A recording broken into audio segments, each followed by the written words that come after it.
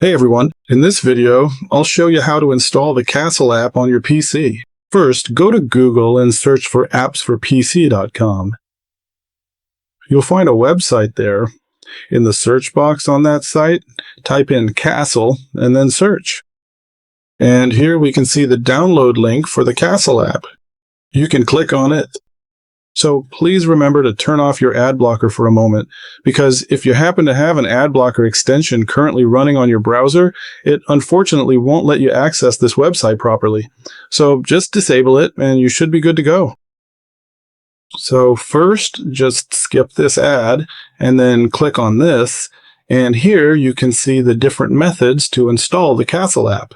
The first method is to download Castle for PC using BlueStacks, and the other is to download Castle on PC using MEmu Play. Remember, if you have an Adblocker extension, it won't allow you to open this link, because I also faced this issue at first. So this is the best and easiest way to install the Castle app. If you are new to this YouTube channel, please subscribe.